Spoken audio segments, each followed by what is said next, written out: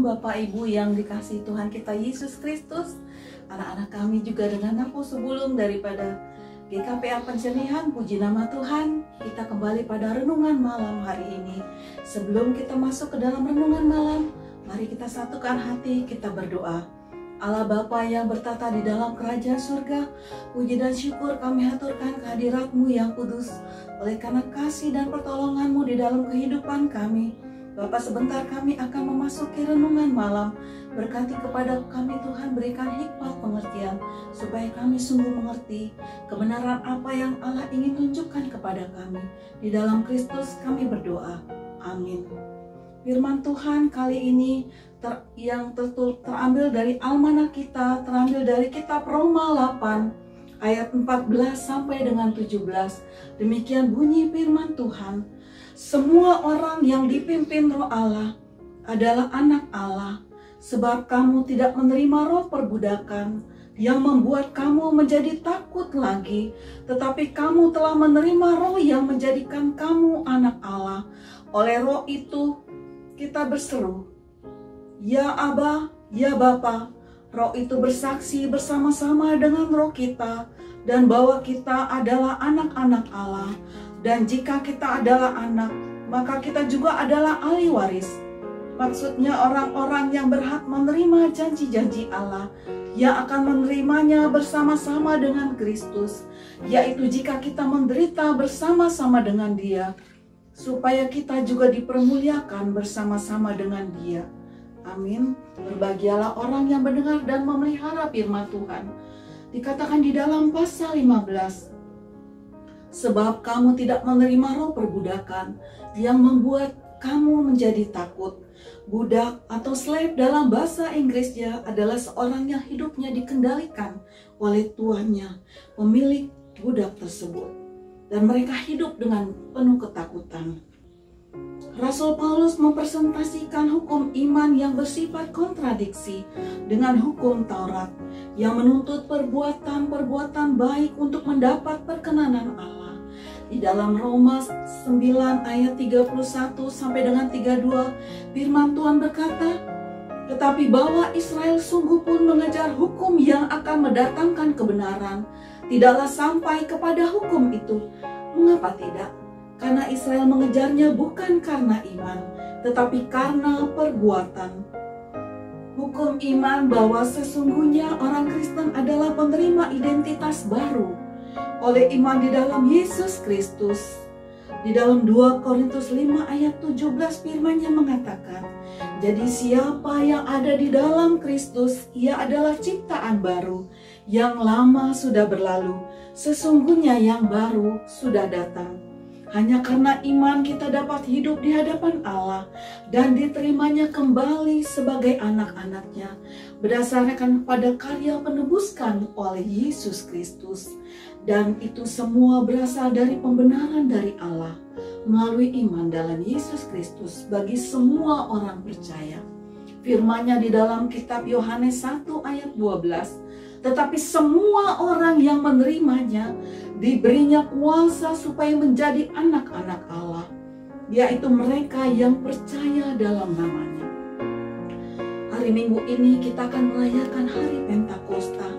Haroroni Tondi Porbadia, turunnya Roh Kudus, di mana Yesus sebelum Dia naik ke surga, Dia menjanjikan penghibur seperti yang terdapat di dalam kitab Yohanes 14 ayat 16-17. Demikian firman Tuhan, aku akan minta kepada Bapa dan Ia akan memberikan kepadamu seorang penolong yang lain, supaya Ia menyertai kamu selama-lamanya, yaitu Roh kebenaran.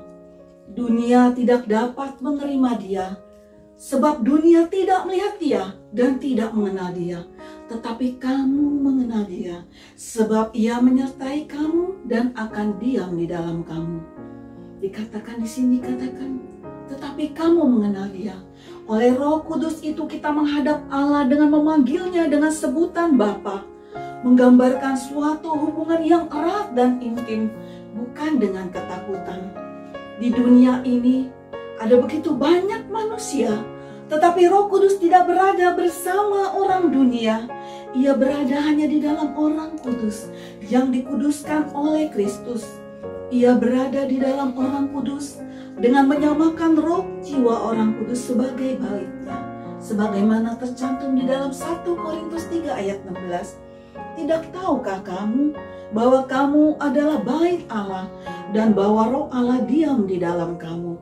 Roh itu bersaksi bersama-sama dengan roh kita bahwa kita adalah anak-anak Allah. Roh Kudus menyatakan sifat, kuasa, hikmat, dan pengetahuan yang ilahi dari Allah kepada kita. Oleh sebab itu, kita harus senantiasa bersandar kepada Roh Kudus. Firman-Nya mengatakan, janganlah padamkan roh. Dan jika kita adalah anak, maka kita juga adalah ahli waris. Maksudnya orang-orang yang berhak menerima janji-janji Allah, yang akan menerimanya bersama-sama dengan Kristus, yaitu jika kita menderita bersama-sama dengan Dia, supaya kita dipermuliakan bersama-sama dengan Dia. Sebelum Yesus naik ke surga, Yesus memberi perintah kepada para murid-Nya untuk menjadi saksi Kristus, memberitakan Injil sampai ke ujung bumi, ke segala penjuru dunia. Dan hal itu menjadi tugas dan panggilan semua orang percaya yang telah dipenuhi oleh Roh Kudus. Perintah dan janji firman Allah itu bersinergi. Mengapa banyak orang Kristen tidak mengalami janji-janji Allah? Karena seringkali tidak menaruh wibawa pada firman Allah. Dikatakan manusia hidup bukan dari roti saja, tetapi dari setiap firman yang keluar dari mulut Allah. Sebagai orang pilihan Allah, Allah mengizinkan kita mengalami penderitaan. Juga demikian halnya pada tokoh-tokoh iman di dalam Alkitab. Paulus, Stefanus, dan juga orang-orang Kristen pada masa kini. Maksud semuanya itu ialah untuk membuktikan kemurnian imanmu yang jauh lebih tinggi nilainya daripada emas yang fana yang diuji kemurniannya dengan api. Di dalam 1 Petrus 4 ayat 1 dan 2 serta ayatnya yang ke-14.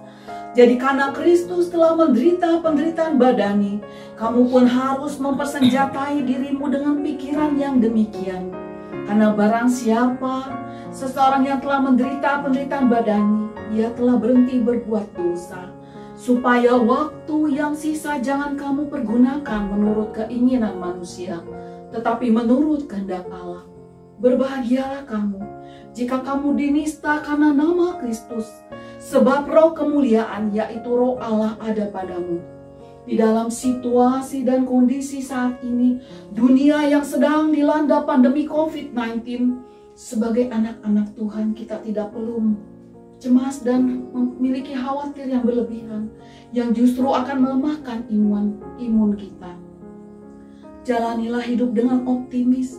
Mintalah selalu hikmat Tuhan dalam menjalani hidup. Taat dan setialah melakukan firman Tuhan. Sebagai penutup renungan malam ini, saya mengambil suatu lirik lagu yang cukup terkenal, Bapa yang kekal. Kasih yang sempurna telah kuterima darimu, bukan karena kebaikanku, hanya oleh kasih karuniamu. Kau pulihkan aku, layakkan kutuk dapat memanggilmu Bapa. Kau beri yang ku pinta, saat ku mencari ku mendapatkan. Ku ketuk pintumu dan kau bukakan, sebab kau Bapaku, Bapa yang kekal. Takkan kau biarkan aku melangkah hanya sendirian. Kau selalu ada bagiku, sebab kau Bapaku, Bapa yang kekal. Biarlah pujian ini menjadi kekuatan dan penghiburan di saat susah seperti ini. Tuhan Yesus memberkati firman-Nya. Marilah kita berdoa. Allah Bapa yang bertata di dalam kerajaan surga, puji dan syukur kami haturkan kehadirat-Mu yang kudus ya Bapa. Kami sungguh bersyukur pada malam hari ini Tuhan menyapa kami dengan kebenaran firman-Mu. Biarlah firman-Mu itu tidak lalu begitu saja, dan kami sungguh-sungguh menjadi pelaku daripada firman-Mu. Karena firman-Mu berkata, orang yang berbahagia adalah orang yang mendengar memelihara dan melakukannya di dalam kehidupan sehari-hari. Terima kasih ya Bapa dalam Kristus, tutup bungkus kami senantiasa dengan kuasa darah-Mu yang kudus, sehingga kami dapat melewati hari demi hari kami dengan sukacita dan kuasa yang daripada-Mu. Di dalam Kristus Yesus kami sudah berdoa dan mengucap syukur. Amin. Haleluya, selamat malam. Tuhan Yesus memberkati.